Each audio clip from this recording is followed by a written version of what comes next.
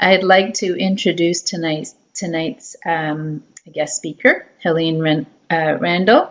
Helene is a registered early childhood educator who has worked in the early learning and care sector for 31 years. And currently she is the executive director of the Rosalind Blower Center for Childcare located at Brock University. The center provides learning and care for children from 3 months to 5 years, and there's a strong emphasis on literacy and nature in their program. Helene is a graduate of Centennial College.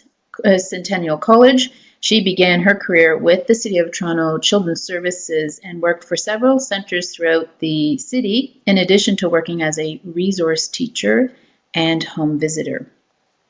So I am going to hand it over to Helene now. Thank you, Melanie. Good evening, everyone, and thank you for joining us. I would like to start off this evening by just giving a little overview of what we'll be talking about. We'll be starting off the webinar talking about relationships and the learning environment, and then we will be talking about creating an intentional learning environment. What an intentional learning environment is, the 4 steps to creating one, and how to extend that learning environment to include outdoors.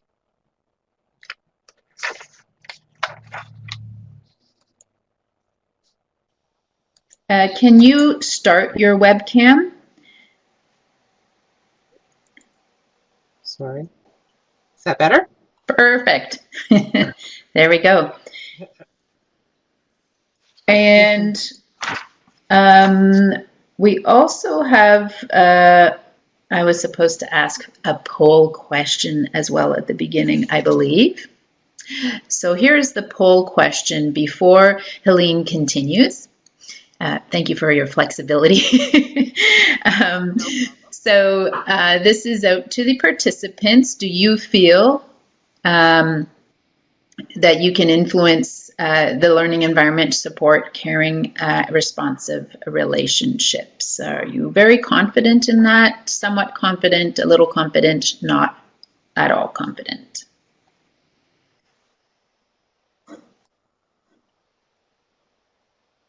Okay, and we can see the results coming in. Okay, good.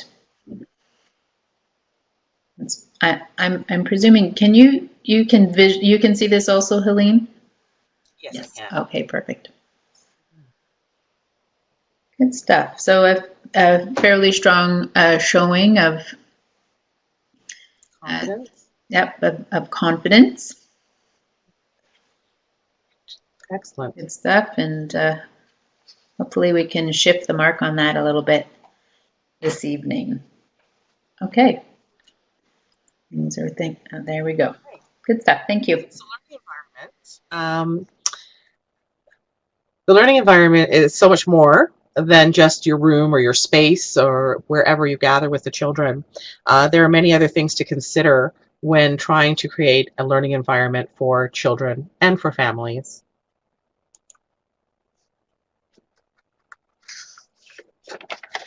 Building strong relationships with parents is critical. We want parents to feel welcome and comfortable in our learning environment. We want the children to feel secure, and we want them to have a sense of belonging.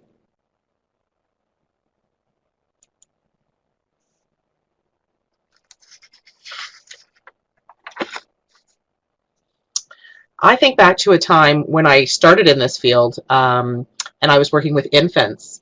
And I was working in an infant room, and we had a little guy who was new to us, and he was just crying every single day. If he wasn't crying, then he was asleep, and most often that was when we were out for a walk. And it really changed the dynamics of our infant room. It was so loud because he was crying, so we were louder, and it was really a stressful situation. And it took a bit of a time before we really connected with his mother. And through that connection and conversation, we discovered that they had moved far from home, from a very distressful situation, into a shelter, and that the shelter was very noisy and he often did not get sleep. So he was overtired, and we didn't know that. Once we had that information, we were able to be more responsive to his needs, and it changed everything. We knew that when he arrived every morning, he needed to go to sleep. He had not had a good night's sleep, and he was exhausted. And it was really a change. It changed for me and a learning point for me about how important it is to connect with parents and have those conversations, and how those bits and pieces all connect back to the child and to the environment, and that they're all, everything connects together to give a whole picture. So let's talk about the intentional learning environment. And the word intention and intentional is really important here, because it doesn't just happen all by itself. We need to have a plan. We need to have intentionality about what it is we're trying to accomplish. And we need to take time in this process to make those changes.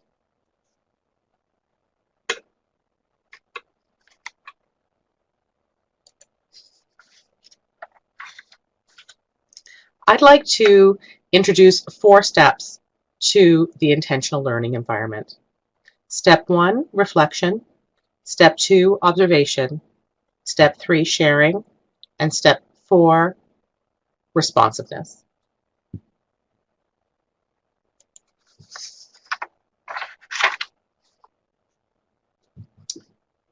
Step 1, reflection. Taking the time to reflect on what it is you're trying to achieve. What it is that you have going on that you might not be really happy with, or even if you're not sure. Just taking the time to really think through what's happening in your environment. You can do this anywhere. You can do this while you're in sleep room, while you're on a break or programming time, even if you're walking your dog in the evening. Just taking that time to reflect on what's happening, what you remember, what you felt good about, what went well, what didn't go as well.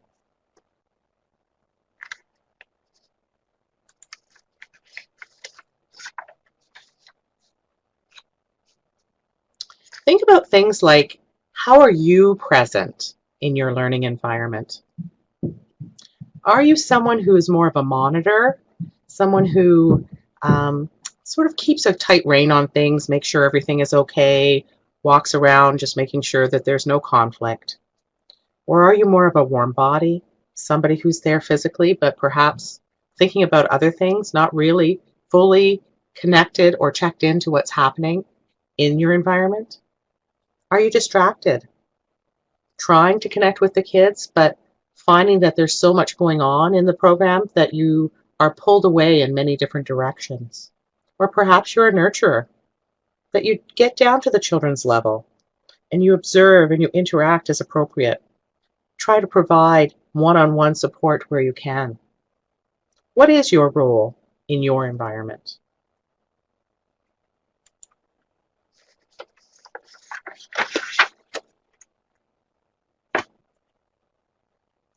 Some questions to think about.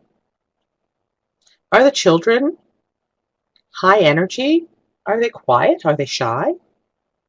Do the children explore the environment freely? Do they explore it with curiosity and interest? Do you have group time to allow the children to share their thoughts and ideas about the program, about what they would like to explore in the program?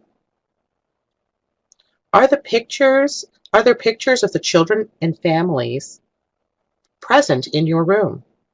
Are there cultural materials and favorite items? Is there space for activities for quiet children, as well as for children who want to do larger, big muscle activities? Are you responsive to the needs of the children? So do you make areas larger if it's an area of significant interest to the children? When I was putting together this presentation, my colleague was present in the room when I was having a phone conversation with members of the college regarding this presentation. And out of the corner of my eye, I noticed that she seemed to want to tell me something. And after I got off the phone call, she said to me, it was specific to this particular area about being responsive to what's happening with the children and their interests. And she was saying that the night before we'd had a staff meeting and we'd finished up early, and the two of our senior preschool educators decided to stay a little bit later. And what they were staying late for was the result of a conversation that they had had during a team meeting, which was about the children being really interested in the dramatic play center or the house center, as well as the blocks. And that seemed to be where everybody was in the room. And yet those spaces were not really big enough to accommodate the numbers of children that wanted to use those spaces. So they were taking that time to move the room around to make those spaces bigger so that the children could really be in there in large numbers, which seemed to be what they wanted to do from what they were observing. So it was great to see that happening here in my center as well. And it is something that the educators do try and be responsive to, making sure that they are observing the children and seeing where those interests are and making changes as needed. Step 2, observation. Looking at your space objectively, really looking at it with a new perspective. I often walk around my center and look at it, and people will sometimes ask me if I need help or is there something I need, because I'll just be standing there looking. And my response is usually the same, which is that I'm looking at the center as if I've never seen it before, which might sound like a strange thing to say, but that's the type of observation I'm talking about. Really looking at your space with different eyes, perhaps trying to look at it through the eyes of somebody who has just arrived at your center, a new family, looking at it through the eyes of children, so maybe from a different vantage point, looking at it from the perspective perhaps of colleagues, just really pausing and observing your space.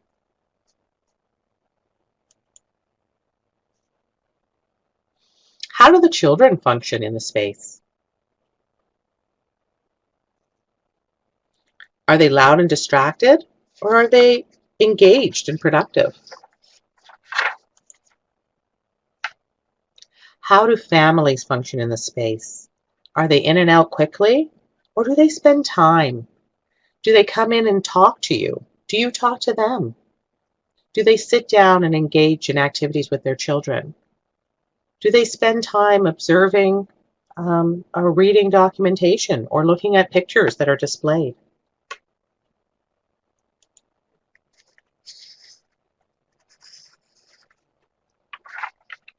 How do you interact with children, families, and colleagues?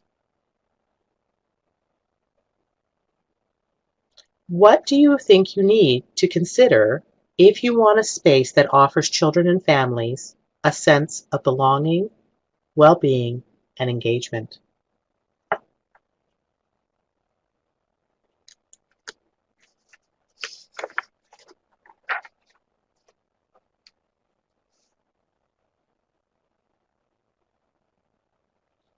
Creating a space that provides a sense of well-being and belonging. Do the children explore the environment with interest and curiosity?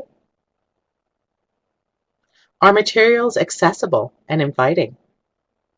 Do they have only one use, or can children use them in many ways? Are the children curious about the materials and activities? Do the children work together, sharing ideas and curiosities? Do the children have a sense of belonging, and are parents drawn into the environment through visual displays and displays of the children's learning and exploration?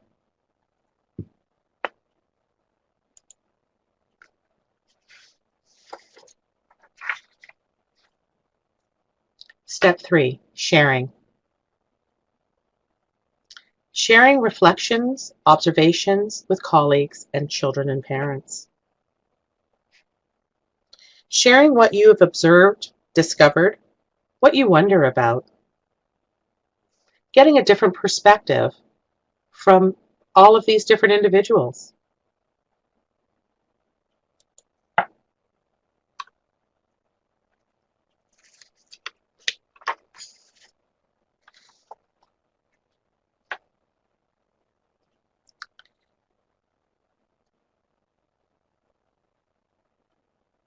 with sharing and with getting others' input, we can look at things like well-being, finding out what's important to the children and families.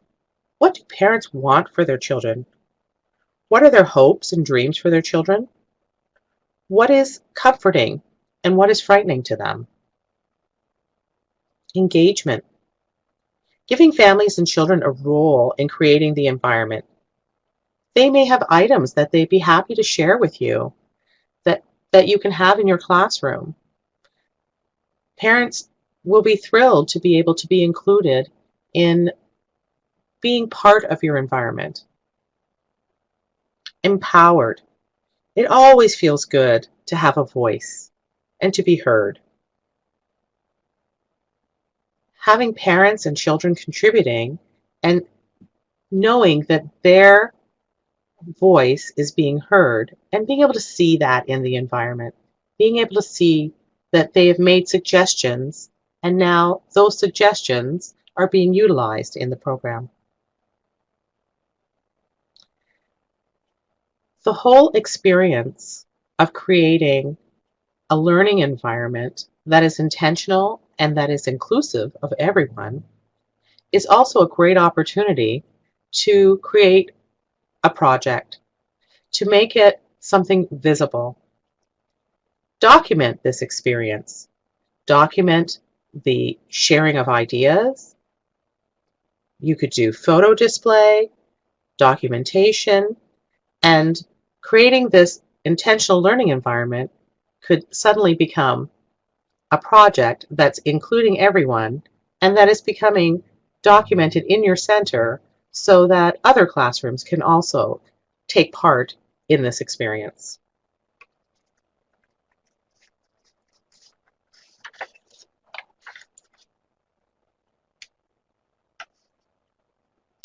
Step 4, responsiveness. As I mentioned before, this is an ongoing process. It doesn't just happen overnight, and it doesn't just end once your room is exactly the way you'd like it to be. Because as we all know, things change all the time. We have new children who start with us. Perhaps an educator leaves and a new educator comes. Things are always changing. Many different things can change the dynamics of your classroom. And therefore, we need to be going through this process on an ongoing basis. A few years ago in my senior preschool classroom, it was an absolutely marvelous year. The educators in that classroom were so engaged with the children. Anytime I went in there, the children were just busy and engaged with the things that were going on, and the educators were very connected to the interests of the children. There was just so much going on. It was a wonderful, wonderful year of discovery. The next year, the group changed. Younger children moved to the senior preschool, and it was a very different mixture of children. The things that they were doing the year before just didn't seem to be possible. This group of children just did not manage in the same way. It required the educators in that program to really look at what they were doing and how they were doing it. They didn't just abandon everything they were doing, but they realized that they needed to address things a little differently to meet the needs of this group of children. And there were things they needed to change, and some things that they needed to adjust, and some things that perhaps they needed to eliminate because it just did not work with this group of children, and new things that they needed to incorporate. It's an ongoing process.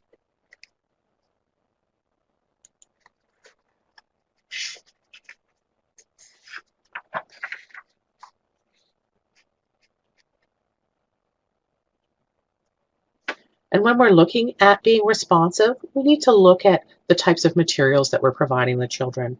How can they use these materials? Can they use them in many ways? Where can they use the materials? Are there limitations? Are we making sure that the room is responding to the needs of those children? And are we adjusting things as we need to in response? to the changing needs of the children. What works in September might not work in January, and we need to be responsive to that. Do we set up the room with invitations for the children and provocations?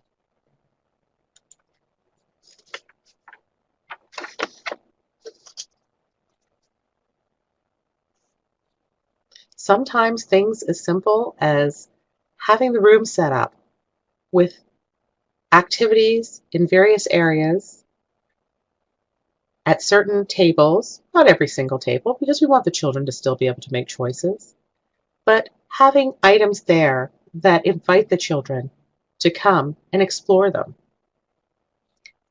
Adding things that might encourage a new trend of thought for children, a new idea, provoking some new thought.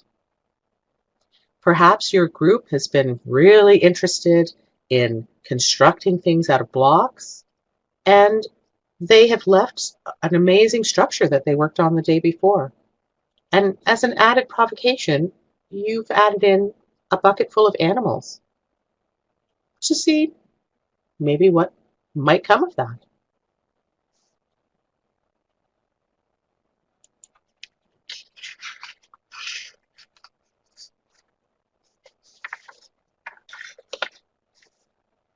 So some questions to think about.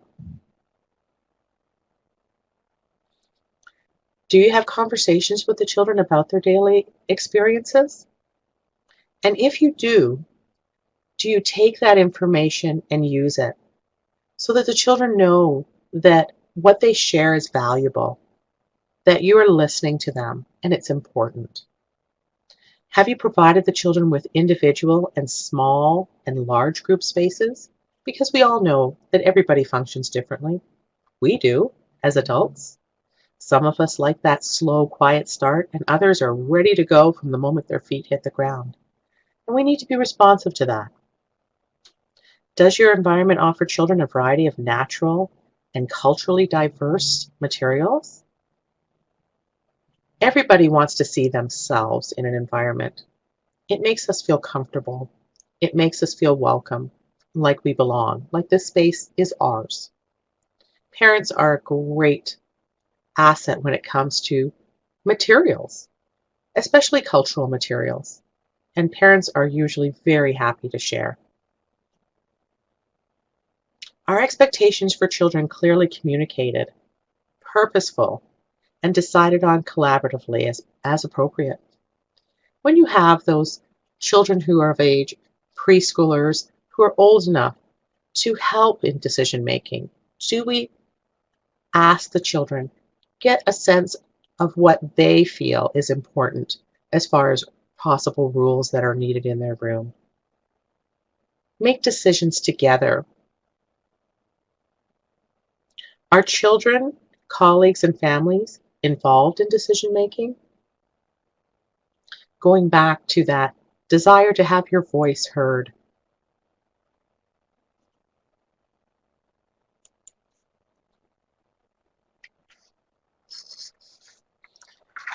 So now let's take a look at the outdoor environment.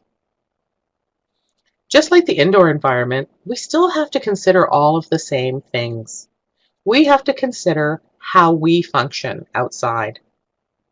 When we go outside, do we see that as an extension of inside and another opportunity for us to connect with the children and be present in their learning and exploration? Or do we see that as a bit of a break where we get to sit back or stand back and just be present but not connected? Just like with indoor experiences, if we are not connected to the children, then we're missing parts of their day, we're missing parts of their experiences, and we're missing opportunities to bring those experiences back inside with us. A few years ago at Rosenblauer, we started a forest school program. And we started it collaboratively with a professor at Brock University who has been studying our forest school program for the last few years. And she would often send us questions on a weekly basis. And those questions really provoked a lot of thinking, especially around those children who were not going out to the forest. So this was a small group of 8 children, our oldest 8 children, they're kindergarten age, who go out to the forest twice a week. But our preschool children stay here at the center and utilize our playground area. And as we would watch the children running to forest school outside the fence and the children inside running, but they would have to stop because the fence would stop them from going any further. It really made you think about the experiences we were offering them. It wasn't so much that their space was contained, because they certainly had opportunity at various times to explore beyond the boundaries of our playground. But it was more about the sense of continued experiences that the forest school children were having. They were able to construct and build and plan things on an ongoing basis, knowing that each time they returned to the forest, those items would still be there and they could continue in that process. And when they were back at the center, that they were able to have conversations about what they might do next. But at the center on our playground, at the end of every day, we pack everything up and put it away. So there was never any progression. It was always starting over from where you left off every day. You're starting from the beginning again, is what I'm saying. So we realized that we needed to make some changes. And we started changing some of the things that we had available for the children on the playground. Started having a lot more natural materials that could stay outside so that they could construct forts and dens and build things that could stay outside, and then they could continue to work on them the next day and the day after. So it has really changed our thinking and what we do outside with the children.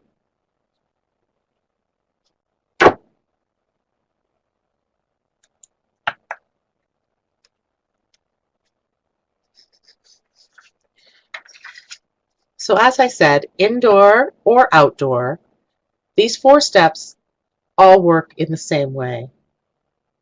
You need to take the time to reflect on your program. You can do it daily, you can do it occasionally. Reflection is a great tool. You need to take some time to observe, see what is working, what is not working. Look at documentation. See what's happening with your group. Share with colleagues. Input and different perspectives, always really helpful. I find that I always have a different perspective than the educators in my program because I am not directly in the program on an ongoing basis. So when they talk to me about challenges in their program or have questions, I have a completely different perspective. And sometimes that perspective can make them stop and think of things in a different way. And finally, being responsive. Seeing the necessity for change and making those changes. And not being discouraged when perhaps you make a change and it doesn't work out in the way that you had hoped it might.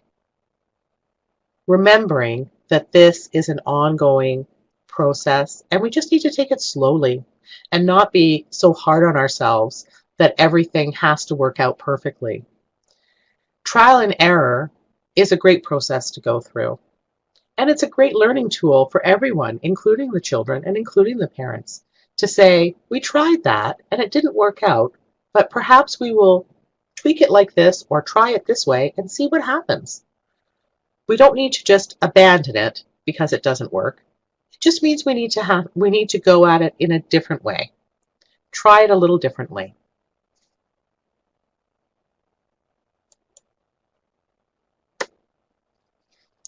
The key to creating intentional learning environments, time, the most precious commodity of them all. I'm sure we'd all agree on that. Patience, and commitment. Don't feel like you have to accomplish everything right away. Take your time. There is no set timeline that says creating an intentional learning environment should take exactly this long. It is going to vary from place to place, and depending on your group, depending on you. You don't have to set rigid timelines. Take each step slowly and be patient with yourself and with your colleagues, and just be committed to what it is you want to accomplish.